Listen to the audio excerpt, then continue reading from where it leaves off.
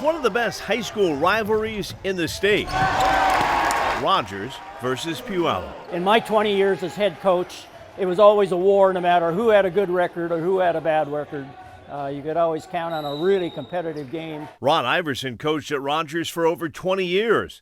Now he has one grandson playing for the Vikings and one for the Rams. I was just talking to my two grandsons earlier today, and I told them, just drink this in because it's the best. It's the best in competition. The Rams and Vikings have been facing off for over 4 decades. And while the players, coaches, and student sections have all changed over the years, there has been one constant. A legend at this school, unlike any other legend. I can't think of anyone who is more encouraging and more supportive of our players. Elaine Smith grew up in Centralia, Washington. Her family loved basketball. Her brother Craig won a state title with Detlef Shrimp in 1981. We grew up hearing stories about basketball. I just think it's such a team game. It's fast-paced. It's fun to watch. So I've always loved it. In 1983, Elaine was a student at Pacific Lutheran University. She came here to the Rogers High gym one night to watch some friends play basketball.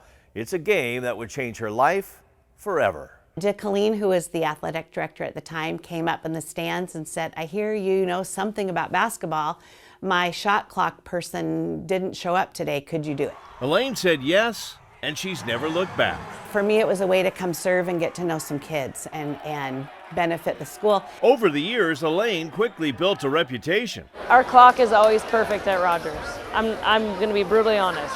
She is the best. You only notice those people when they make a mistake, and she doesn't make mistakes. Officials and coaches are not the only ones that count on Elaine. She's built a bond with hundreds of student athletes. She absolutely is like the definition of love.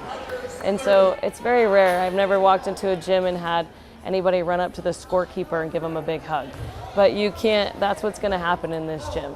From alumni to family to grandparents, we all know and love Elaine. I just think we're here to love people.